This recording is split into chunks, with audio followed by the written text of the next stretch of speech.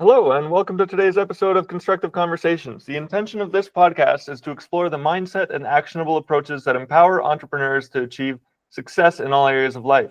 The reason I do this podcast is because 10 years ago, I knew I wanted to start a business, but I had no idea where to start, no role models to follow. So the goal is to provide that inspiration for new entrepreneurs and to provide the fuel for those who are already doing it. Joining us today, we have Simon Gibbs, a dynamic entrepreneur and business coach. Growing up by the Murray River in northern Victoria, that's Australia, Simon transformed early challenges into entrepreneurial success. He's built multiple thriving businesses globally and now dedicates his time to coaching others and sharing valuable insights from his own journey. Thanks so much for joining us today, Simon. Thanks for having me. It's great to be here. Yeah, so thanks for joining us today, Simon. And you're joining from the States today, you're not in Australia currently. Correct. Yes, I'm in the US at the moment. Got some business ventures to work on here. Got a business event, which is one of my coaches that I still work with. He's got an event coming up in a couple of weeks, so I'll tie in with that and then back to sunny Australia. So we'll basically just start to get into the US winter, and then I will jump straight back into the Australian summer. So it's going to be a rough first week back in Australia. Been in the US. By the time we get home, it'll be 2.5 months. So it'll be a bit of a shock. Yeah, that's a good to get out of the cold though. So on that note, you're setting up your business. What does your company look like today? What is it that you do? So there's a couple of things that I do. The main one that I've spent most of my life in is electrical and solar. So I'm still a qualified electrician in Australia. I've held on to my qualifications because, it's fun. I still enjoy it. I help, friends and family out, but that sort of went by the by a number of years ago. We built the business up and then got into dedicating into off-grid solar, which is solar panels and batteries where you can build a power system that will run anything from a small home to a large industrial business where you don't need connection to the mains power supply. So a full standalone power system for whatever application you can dream up. A lot of people are doing it for homes. And so we found that the majority of our market is into the higher end residential that are doing, they're setting up for retirement, or they've bought a remote area, love the property, but it's too difficult or too expensive to get power lines connected to the new house. So they build a full standalone system, and you can live as if you're connected to the grid with modern off-grid solar. And so half the business has been educating people. A lot of people still think of it from 20 years ago and don't realize what's possible. And then, that's then expanding. We're getting a lot more interest than we first thought. We've hit a couple of times now. We've actually had to turn the ads off on our advertising on social media because we've had too many leads coming in to be able to service everybody. So we did get swamped. Some of the joys of early business, it's either flood or famine. And anyone in entrepreneurial pursuit will understand you go through a lot of famine, and then you find that little thing that just works, and all of a sudden you have a whole new raft of problems. I think when people initially start, they don't anticipate that having more clients will cause problems. They come, you start, you don't have enough clients, so you're trying to get people interested, and you don't realize that the minute you get that floodgate open, you have a whole new list of problems that you're not prepared for. Absolutely, so we definitely found that. Yeah, it's a whole different problem set that you don't even anticipate, but that's part of the growth, right? Absolutely.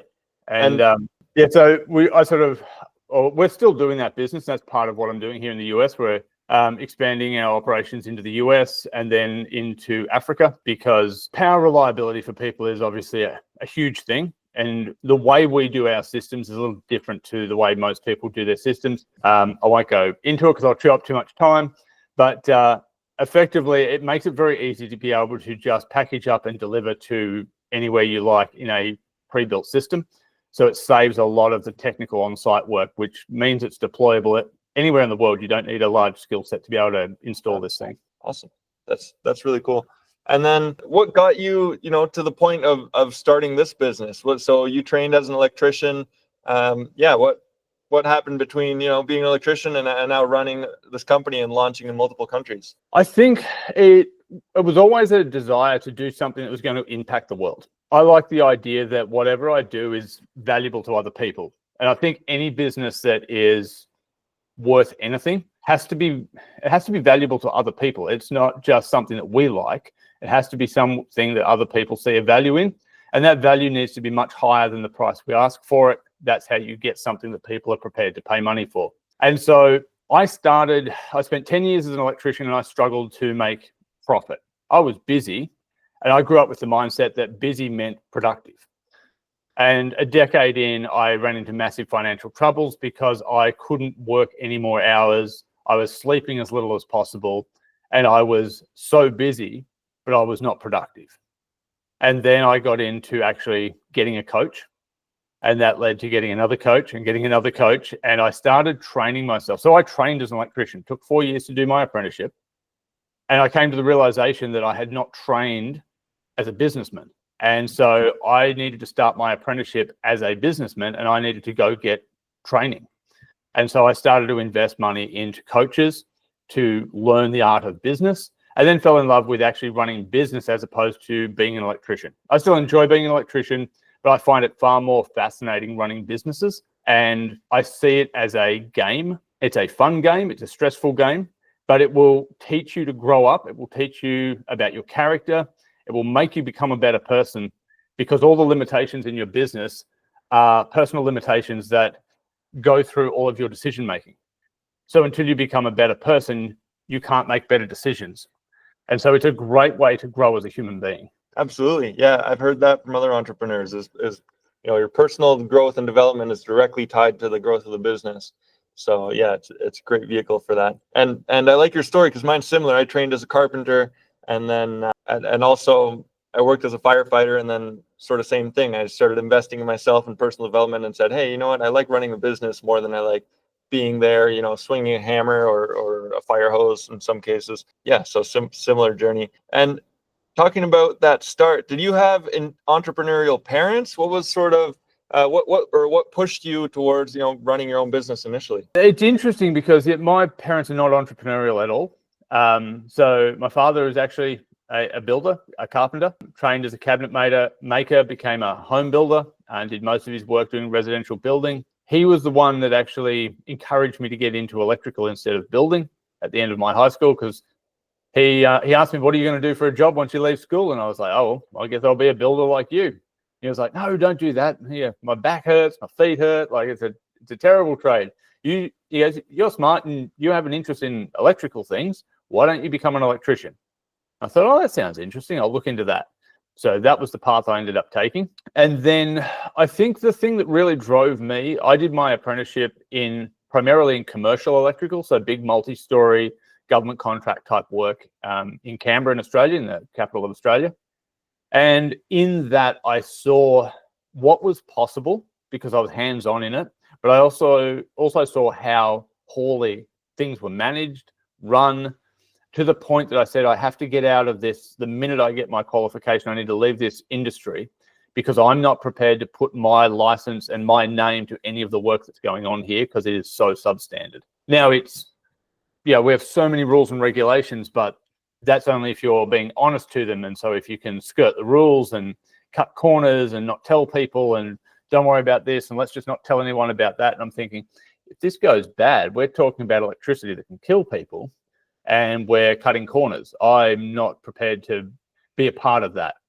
And so I guess it was my internal convictions of what I was and was not prepared to do for people, knowing there is an end user involved.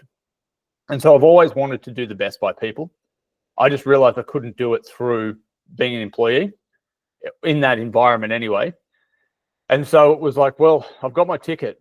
And literally 2 weeks after I got my qualification, I rang the company and quit. And I started my business. Now, I don't suggest to others that you do it in the fashion that I did it. I literally started my business with $50 in my bank account.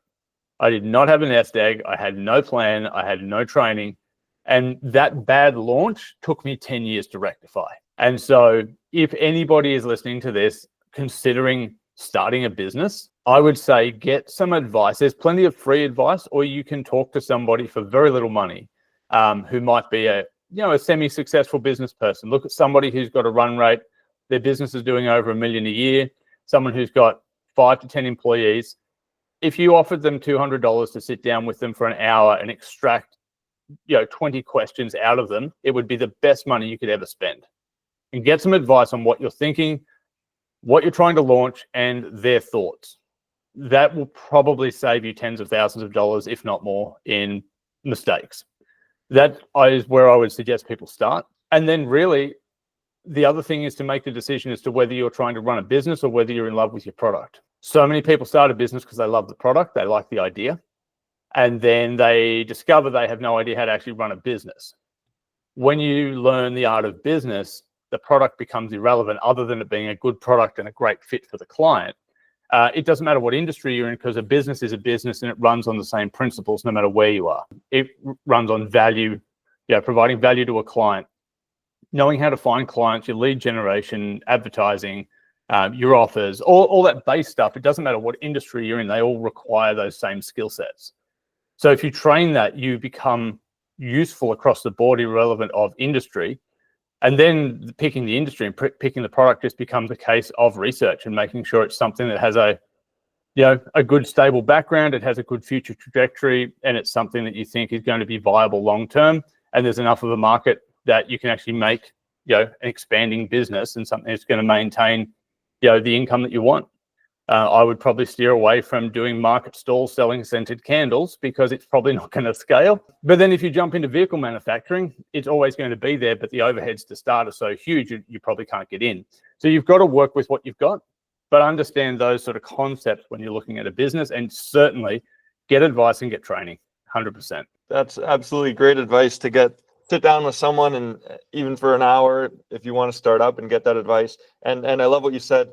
Are you running a business or are you in love with your product? Yeah, definitely. And I think, even people like on the artistic side who have something they fall in love with, and but yeah, you really have to look at it as a business. And once you can have that mindset, that applies anywhere. So that's great. You mentioned in the intro that, so after 10 years, what really made a shift for you is when you started getting mentorship and getting coaches. So who were your mentors, or who are they now? So at the moment, anyone in Australia who's sort of been in that personal development, business development space would probably be aware of a man by the name of Kerwin Ray, who actually tragically died about a fortnight ago. So he had struggled and suffered with severe strokes throughout his life from his early 20s, and had done some remarkable recoveries from that. Just an amazing example of what you can do post major injury to come back. And the last stroke he had a couple of years ago, I think it took him out for about 9 months, and he was able to come back from that. Like, he had to learn to speak again, he had to learn to function again, and he was back on stage and back on running his events, and just remarkable to see what was possible. Now, I don't know the actual cause of his death this time. I assume it's related just because he had a history of that, but I don't know. So he was certainly one of my first big ones, and then I stayed working with that community. I'm still part of that community. And then the other couple that I'm working with at the moment is JT Fox in the US. He's a Canadian, but primarily operating out of the US, I believe now. He operates all over the world. He's got a lot of zeros behind his name. He's done very well for himself. And I've got an interesting, way that I look at coaches, in the fact that what they teach is only half of the value you get from them. The other half is watching what they do. And so watching how he's able to network with people, how he's able to put events together, the way that he can leverage these things in his life to create these things of value isn't taught, but it's seen. And so I've got just as much out of the actual content that he's created as to what I have out of just seeing how he operates. And so I still work with JT. I'm part of a few of his networks. And then I'm also working with Dan Martell. And with Dan's stuff, and it's interesting, and you'll start to find this as you get more coaches involved in your life, although they are all quote unquote business coaches, they have very specific things that they coach on. And so Dan became a great value to me because he is far more of a systems man. So he's more about how you create the systems and structure inside of a business to make it operate. And so that then highlighted another nuance inside the business that I needed to put some focused attention to. And it's interesting, I look at all of this coaching that I've done over the years now, the ones that I'm still part of, And I've got a good friend of mine back in Australia. He's running a electrical and solar business. We're looking to do some partnering work with some of our fabrication with them. And he's doing, I think they're somewhere in the order of 5 to 10 million turnover a year. And I was talking to him about running ads because he was talking about leads starting to get a bit tight. This is a number of months ago. I said, well, what's your lead acquisition channel and what are you doing and what's your social media? And he's like, oh, don't really do anything on social media. And I don't think, ads just scare me, especially stuff online. And I said, so what are you doing? He's like, oh, we've got a sales guy and he sort of just goes around and, talks to people and finds leads. And I kind of leave that to him. And I said, you should at least start running some ads on social media. I said, even if it's just $40 a day. And his answer that this is a guy doing plus 5 million a year. He's like, wow, $40 a day, that's a lot of money to put into something. I don't know if I could bring myself to do it. And I thought, wow, you've got somebody who is fairly successful in what they're doing. It works. Yet there's this element of their business that I see this big potential in that he couldn't see. And we have different experiences. So I have experience in that where he doesn't. I can see the value, he can't. And that is part of where the coaching came from, to go, I can actually see a lot of things because of my experience in my 15 years in business so far that other people may not have experience or can't see. You don't know what you don't know. And so if I can create a way that I can teach that, then it's going to allow other people who have struggled the same struggles that I went through, who are stuck where I was stuck, rather than taking the 15 years it took me, we could do it in 12 months. And so if I did nothing else but to get everybody who came into my world who wants to run a business to be able to get to where I am now in a quarter of the time, the value add to their overall life is exponentially huge. And so I don't need to be able to go, I'll build you a $100 million a year business. Because if you talk to just about any business coach, they'll tell you the hardest money to earn is your first 100,000. So your first 100,000 revenue per year is the hardest money you will ever make, because you have to do all of your foundational learning to get to that point. The second hardest is your first million in turnover, because at that point, you've probably got employees now, you've got the next level of headaches that you've never encountered before, and they are all required before you can get there. So you're going to just brick wall after brick wall after brick wall as you are exposed to new challenges. This is where coaching then accelerates your learning, because rather than having to figure out what the wall is, then figure out a strategy to try and beat it, then test your strategies and finally find the one that works, you can talk to a coach who goes, yep, do this and this, and that will probably get you 90% of the way there. And you can do that and make that change in hours instead of months or years. Yeah, and that saves you. Yeah, that saves you that time. And like you mentioned, the coach identifies the blind spot, which otherwise you're completely ignorant to. So that ties back to what you said about you want to have an impact in the world with your business, and you can imagine you help 10 or 20 business owners with a small change like that, and then the ripple effect, right, goes to their employees and their families and the community. So yeah, that's super valuable. And so speaking about overcoming those obstacles in the business, what's one of the biggest obstacles you've overcome in your business, or that one of the hurdles you had to overcome? I think there's probably two that stick out. The first one was realizing that I didn't know as much as I thought, and I wasn't as good as I thought. So the first part was the being humble enough to actually go get a coach and realize I needed help. The second one was understanding my biggest flaw and my biggest thing I didn't see at the time was sales, marketing, and lead gen. And so I had relied on being a really good electrician. Most of our work was referral based. We just had people call up. We were busy enough and things just kind of ticked along. And it wasn't until I started playing the game of business that I looked at how do you scale that and went, oh, this is not a good vehicle to scale. Okay, I need to be able to go find unknown people and get them to buy my stuff. Cool, that seems easy enough. And I realized that the way I interacted with people who came as a referral, because a referral is a hot lead. They are coming from somebody who has had you do work for them. They say, this guy's amazing. You should definitely get them. They'll look after you. They're great. That person comes to you because they trust the friend. So they infer that trust to you and go, absolutely, you're a trusted person. Come on into my house, do whatever work it is. Bob said you're great, so that's good enough for me. Then when you reach out to a cold lead, like someone you don't know, you are going to say to them, you should trust me to come and do your work and give me money for that. And then this person says, well, why should I trust you? You're probably a scam like everybody else. And so now you're dealing with really skeptical people, not really warm people. That takes an entire different skill set to deal with.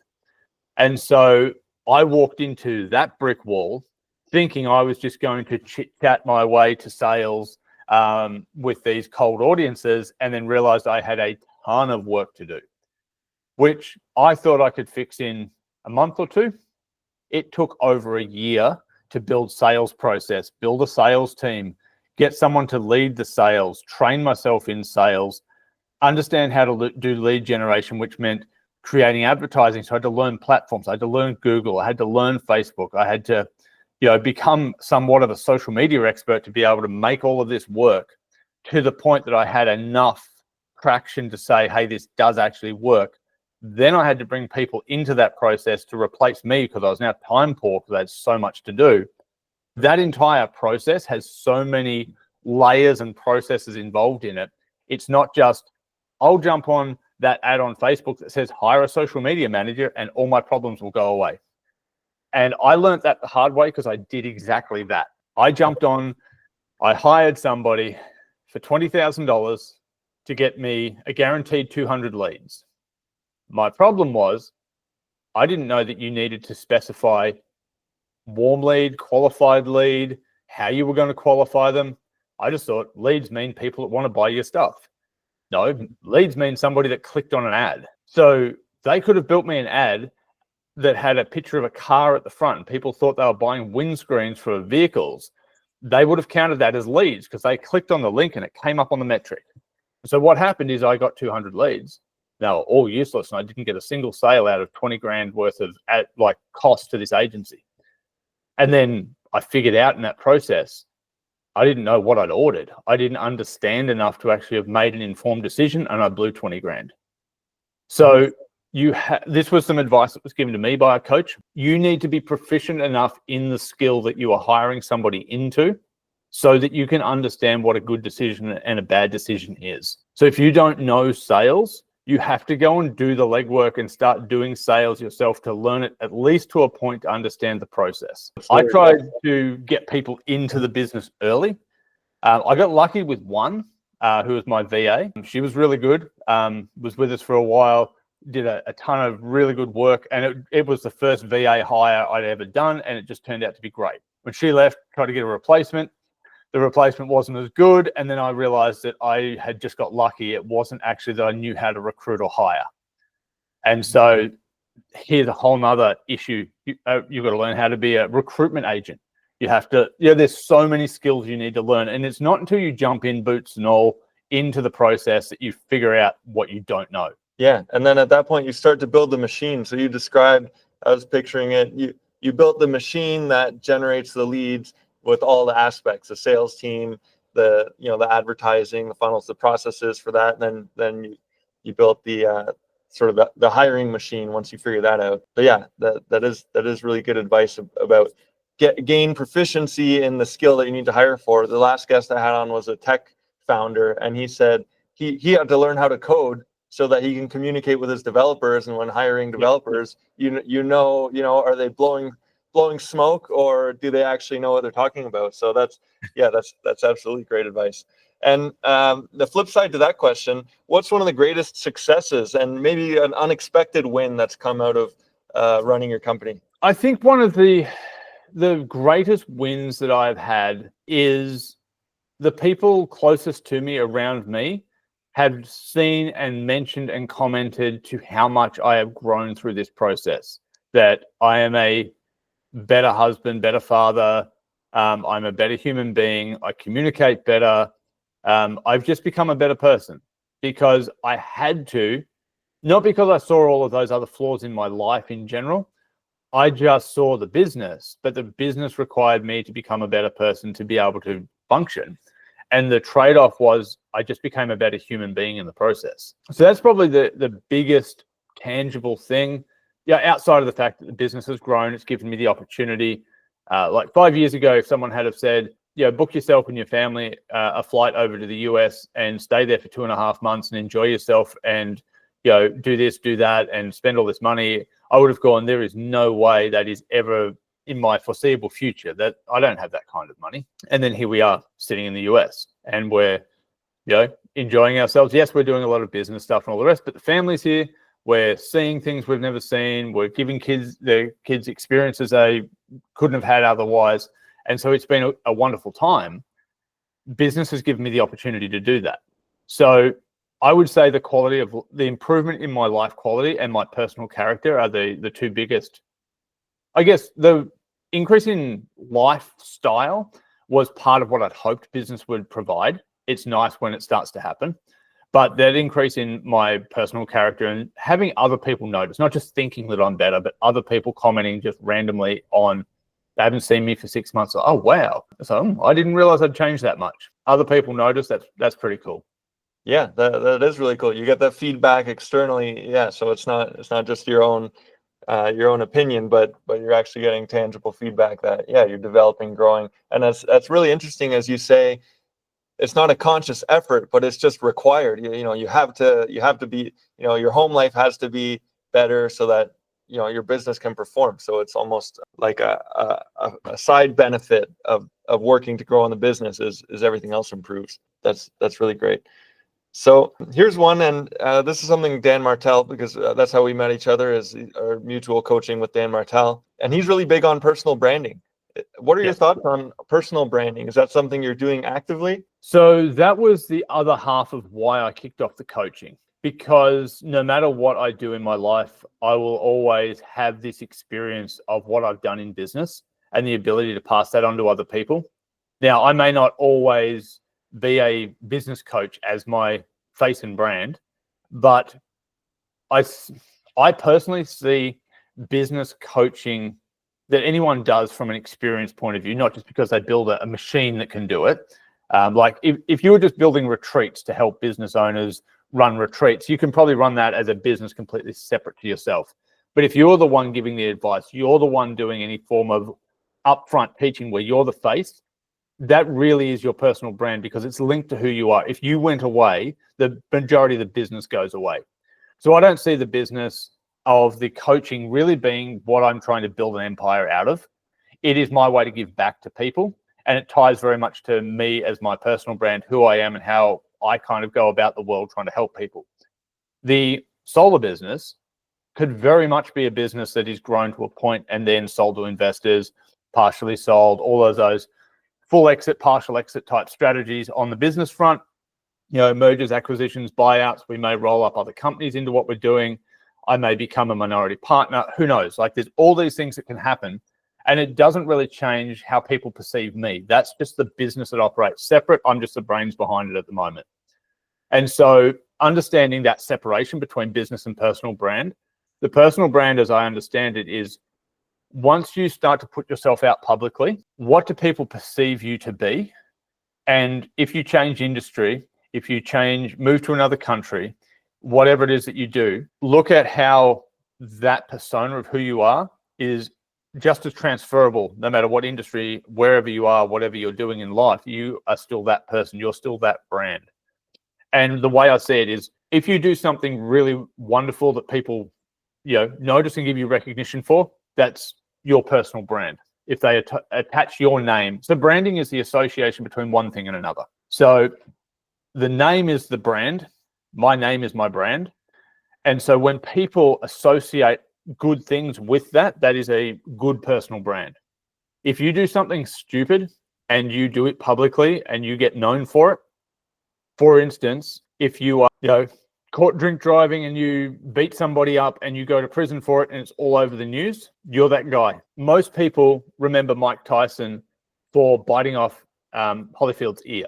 It was one moment in his life, but it pretty well defined him from that point forward because it was public, and that gave him a reputation that affected his personal brand. Now, was it a positive, negative effect? That's irrelevant, but You get the idea that what you do publicly, once you put yourself out publicly, is your personal brand. I see that if I tie that to business coaching, where my entire aim is to help other people, that sets up the perception in the broader public as to who I am. And so that helps to build a positive personal brand. And I've lost your mic again. Yeah, so that's also really good advice. So your personal brand comes with you regardless of what happens with the business, and then you want to, actively be aware of what the perception is becoming when you put yourself out there, and be conscious of what you put out there. I remember on the fire department being told, if you do anything stupid, drinking and driving, and you get in a fight at the bar, the headline on the newspaper is going to see local firefighter did this. And so, they pay attention to how it would reflect on that organization. But when it's your personal brand, it's even more important, because you're the entire personal brand. That's a good analogy, the Mike Tyson analogy. So then, in terms of building that, what does that look like on social media? Sort of, can you talk about strategies that you're using there? Yeah, to develop the personal brand. I mean, obviously including podcasts, because you're here talking as Simon Gibbs. But yeah, what else? Yeah, absolutely. I think social media and putting thought into your social media presence is critical. That is your public persona. So I don't care if you have a private social media page that's like, well, this is just all the dumb stuff that I post so my friends can see. And then I have a business page over here, because I started that way too. And then very quickly realized I needed to go back through and delete out a ton of my old dumb stuff when I was much younger that was on Facebook, that was public record. Because if somebody wanted to, and any astute investor or business partner or anyone that wants to get involved with you is going to do their background on you. And the first place they're going to go is social media. And if I was doing it, the first thing I'm going to do is just sit there for 10 minutes and scroll to the bottom and see where you started. And so if there is you out drunk at parties with people doing dumb stuff, that's now ties back into this whole idea that you only get one chance at a first impression. So if somebody's looking for the dirt on you because they want to see if you're the scumbag underneath, because deep down everybody is, so we want to see how bad you really are. So they scroll straight to the bottom of your social media, they pull up all the dumb stuff that you did. They're like, wow, that's who I'm dealing with. What are you going to do? Argue with them? Oh no, but I'm a different person now, which you probably are. But on social media, that's who you are. So I would be very cautious. If you've got old content on there, spend a day and delete out the old stuff. Allow it to go back 2 years. I would take out anything that is not presenting you in the best light. Actually, in my business community, I just put up a post of, if you consider how you present to the world, if you were going to be sitting down with a president or a king or a queen for a dinner, you were given, this is going to happen next week. What level of dress, how would you dress? What would your level of conduct be? How would you speak? How would you present yourself? Now, my question to you is, why don't you do that every day of your life? And most of that is because you don't have a high enough self-worth image. And so you project what you think other people think of you, and you want to kind of mirror that. So you think people don't think highly of you. So you're going to dress down, you're going to act down, you're going to be down at a much lower level, because you think that's how people are going to perceive you, and you want to be sort of appear on their level. If you run a business, you're an expert, you're a professional. So you should be a few rungs ahead of whoever it is that you're talking to and dealing with. So the extreme of that, which I don't suggest, is hiring exotic cars, hiring a flash suit and doing a photo shoot day to be somebody that you're not. Work on your internal so that when you get up in the morning, you find your nicest shirt and your best pants, and you get dressed to present yourself to the kitchen before you go out to the world. If you get up in your pajamas and you wander around the house like that and just don't care, that will rub off on everything else you touch. And so I think being able to understand why we behave the way we behave, I'm fascinated by personal psychology, the way people do and why people do what they do. Most of it, we all live in the same world. Everything external to us really is the same for everybody. But how I perceive it and how you perceive it are completely different. That's our lens. That's the filter that we put on the world. And then we project that, thinking everybody else either sees it the way we see it or should see it the way we see it, without realizing everybody sees it different. And so you've got to work with those limitations. And with your social media, people are looking at you. If they're new content, if you're doing business, you're trying to build your personal brand, you want people to see you as a professional, as an expert, as someone that they would listen to. And so if that's the case, take off things that are like, oh, look at the omelet I had for breakfast this morning. Or, hey, look, here I am digging dirt out of my toenails. Or just dumb stuff that is not, when people look at it, are they going to go, wow, this is somebody I want to look up to and respect. I want to be like this person. And that does mean editing your life on social media. Be careful about putting up, people want to be, I'm just being real. Yeah, at a point you can be. You can be real and show the negative. The advice I was given, once you're making $1 million a year into your bank account, or once you are turning over 5 to 10 million in your business per year, you can, and you've got a big audience, you can start to show a bit more real home life. Prior to that, keep it all off social media. And I had this the other day, I had a bad day at home and I was not feeling up to it. I was another video call. I didn't want to get on the call. I was just not feeling up to it because some stuff had happened at home. I hadn't slept well, all the other excuses you want to throw at it. And then I just went, no, I have a job to do here. Take 5 deep breaths, went outside for a walk, calm down, sort yourself out, go in, get dressed, get ready, go do the thing you have to do. The world at large doesn't care about your feelings. You need to find some safe places where you can do that internal work, where you can be safe to share things and all the rest. Social media is not the place to therapy. And so I am not going to put on social media the hour prior where everything was going to pieces. What I will put on social media was the video interview, because I presented well, I spoke well, I communicated well, it looks good. That's the sort of person people want to look up to. Now, everybody knows people have bad days. It doesn't need to be broadcast. So just be very careful when you're building your personal brand as to what you put online. And you do need to curtail it. You do need to edit it so that you are effectively the highlights reel, because that's what people want to see. You're not their best friend. Your best friend should see you in every aspect. That close circle of 5, they should know what your dark days look like. The rest of the world doesn't need that. Yeah, I agree there. Don't spread that negativity out into the world. That's not producing value for other people. Yeah, so handle it and then like share after you've handled it. Yeah, this is the result I was able to produce. Yeah, so there's a bunch of points there that are great advice for social media strategy. So let's talk about the future. Looking forward, next 5 years, what are you excited about and what are you looking forward to? Yeah, I've got a bunch of stuff that I'm looking forward to and planning for. My aim in 5 years from now is that we are a lot more established in Australia. Well before the 5-year mark, that business will be fully autonomous without me, that I will simply be there because I can be, not because I have to be. The business in the US, this is on the solar front, the off-grid solar, I plan to be, probably at about a 10 million a year to 50 million a year run rate in the US in 5 years from now. And then we will be well and truly established into Africa and probably into Europe at that point. So that's on the solar front. On the coaching front, I expect that's going to look more like a more well-oiled version of what I'm doing now with bigger, fancier things in there. So for example, we are currently set up to do a once-a-year mastermind. So the program I run is either a 6-week or a 12-month program. The reason for that is not everybody can afford to do 12 months.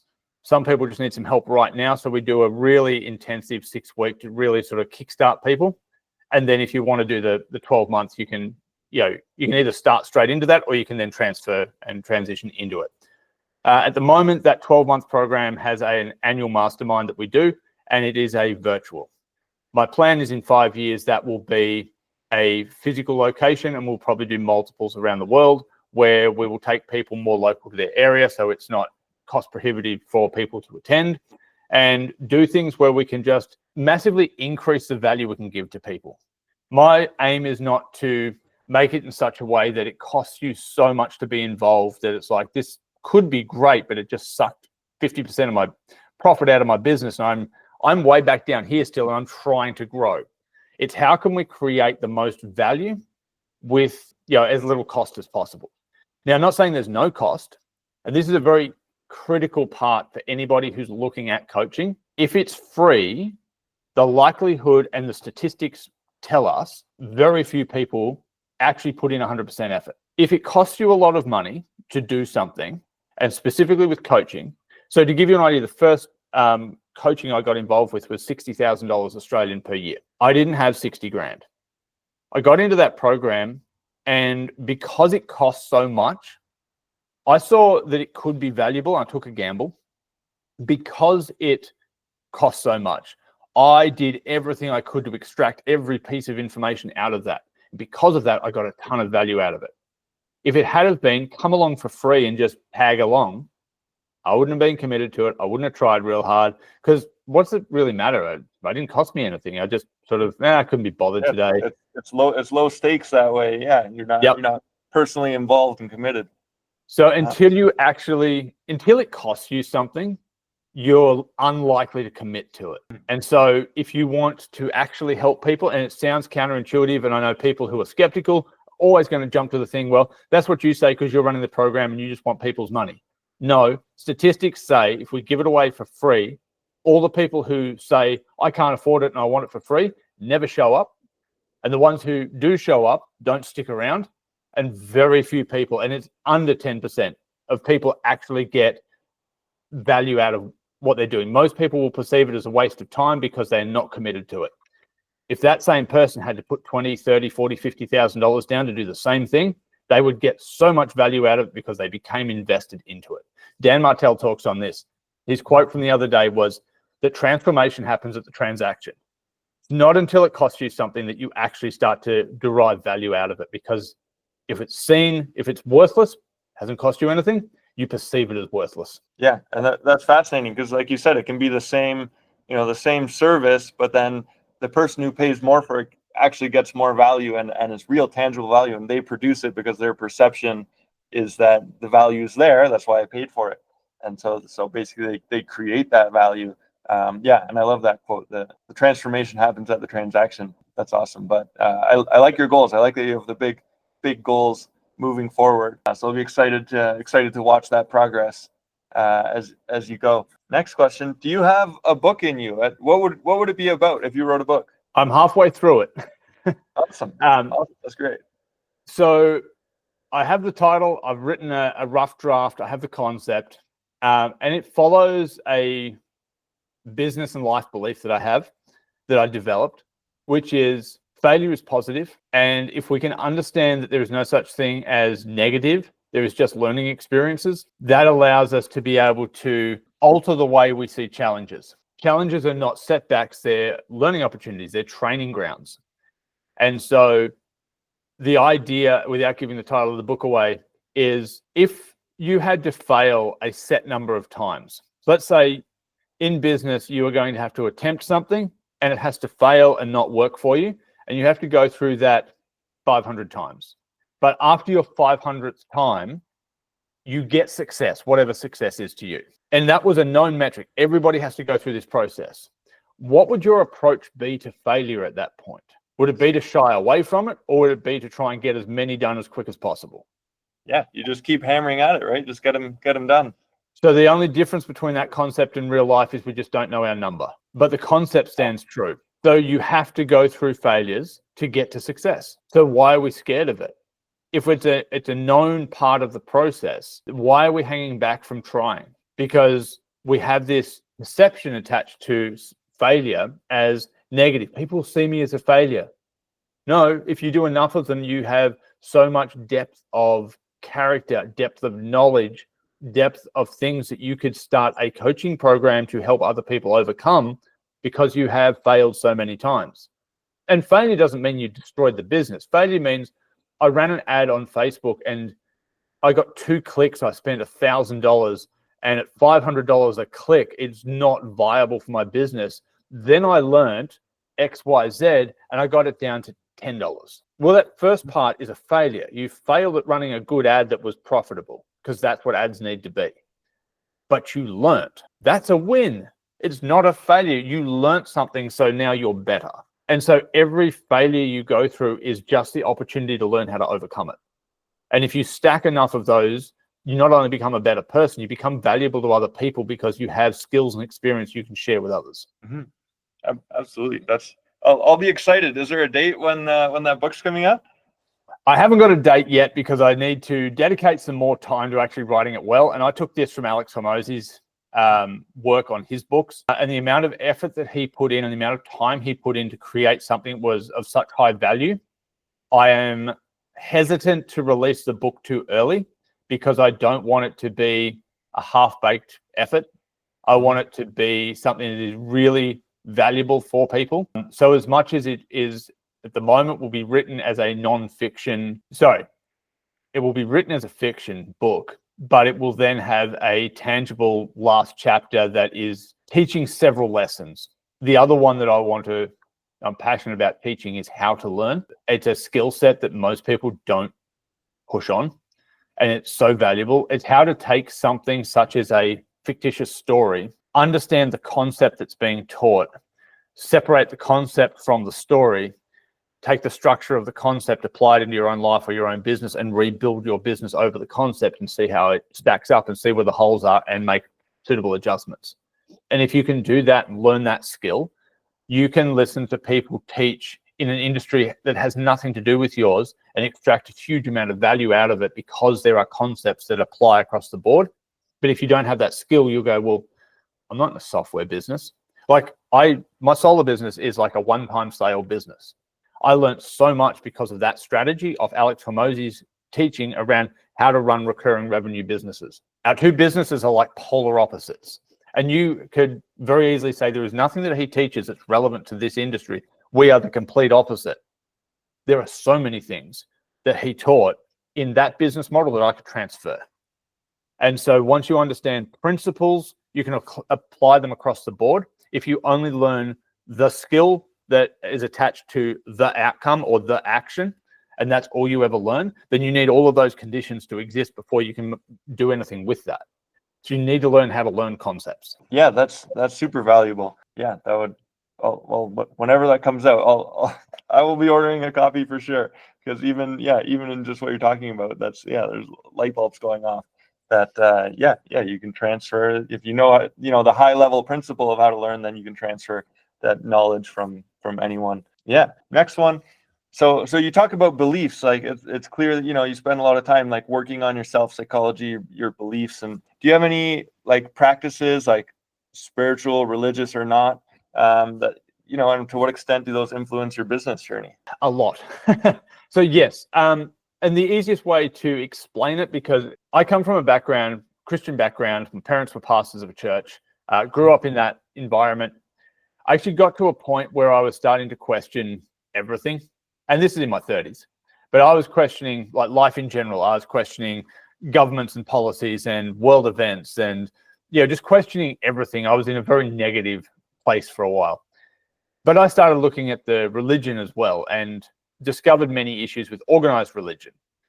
So anything that comes under that kind of a structure, they had inherent problems. And I was okay to overlook a lot of that. I came to a point in my life where I had to make a decision as to whether I was going to stay tied to the religious system or tied to the Bible that I believed in. And I saw that there was too many inconsistencies where it became you had to pick one or the other. And so I've always felt a direct tie to what I understand to be the truth, irrespective of whether that makes me popular or unpopular. And so I made the decision that, no, I do believe the Bible. And so because of that, and I've got a lot of personal belief around why I believe that, and I've tested and tried this just like I did everything else, and pretty much everything else failed those tests, that I came to the point of going, no, if there is a God, if there is a Bible, if this is the thing, then this other stuff can't then be true.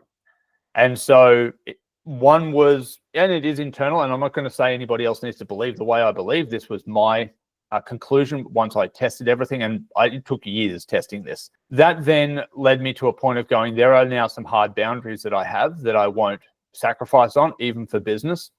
And so where people are saying, well, you should do this on this day, or you need to go and do this, there are certain days that I don't do business on. There are events throughout the year which is like, nope, they are set apart things that I need to go and do over here. That is going to be separate from business. And so I had to figure out how I then ran a business while having these internal convictions. And so what that led to was, okay, I can live with a lack mentality, which is, oh man, I've got all these extra times off that other people could be working and making money, but I don't think that's an appropriate thing because of my belief. What do I do? And so I put it to the test of going, okay, if I believe what I believe, then there is a blessing in doing things the right way. So if I put that first, that should, this is like a scientific method test, that should translate to benefit across the business in its entirety, or this process doesn't work, therefore the whole thing's flawed. So I'm going to take the faith leap of putting this into practice. So if there are days I don't believe that should be worked from a business point of view, I give my entire business the day off and pay them. And this is in addition to annual leave, personal leave, anything else. Either just extra paid days off. You get your full normal pay as if you were at work, but just go home, have a day off, because this is my personal understanding. And I have seen the business improve because of that, not get worse. Now, the fundamental metrics say I'm probably taking an extra 8 days a year and giving to my team to say, go home and enjoy a day off and I'll pay you for it. I should be less have less productivity, not more. The business is running better. The whole system is running better. And so I take that as one of those proof texts of saying, being obedient to the things I think I should be and living by my convictions is actually proving to be positive inside the business, not negative. And so I'm going to continue to do it. But it also goes against a lot of other people's personal beliefs because they don't believe the way I do. And so they're like, why are you doing that? Why don't you X, Y, Z, fill in the blank? But I think if you have a personal conviction, that should be evident by the fact that you don't cross those boundaries. Mm-hmm. And that translates to another business principle, which is you need to have very solid boundaries and very solid, what you will accept and won't accept. For example, let's take this to the business extreme or the business example. If you say, part of my coaching program, you have to hold an 80% attendance in the program. Otherwise, first time you get a warning. If you don't improve attendance to above 80%, you're out. There's no refund. There's no anything. You violated the rules. You're out. Because I know if you don't attend, you can't get the value that you need and why you're here. So I am going to hold you to a standard. Now, when that first came up and somebody's not at 80%, do I kick them out or do I go, oh, look, I know you're a nice guy. Look, just don't tell him I'll let you stay in. No, you need to kick the person out. Because if you violate your standards the first time, you have no standards. And so you can say you have all these standards in your life until they're tested. That comes down to your character. Is your character going to stand up when you're tested? Are you going to hold to what you say is actually your boundaries and your beliefs? And you don't know what that is until you're tested. Yeah, that's a great line. You don't have standards until they're tested. And yeah, but that's super important to come from that, principle-based approach and then to stick to those, to the convictions or to the commitments. Absolutely. I think that's super value. So we're getting to the end here. I have just some rapid fire questions for you that you just short answer. Top book recommendation for entrepreneurs. Ooh, I'm actually going to go with Alex Hormozi's $100 million leads, $100 million offers, because lead generation and creating an offer is so critical to the fundamentals. Absolutely. Love it.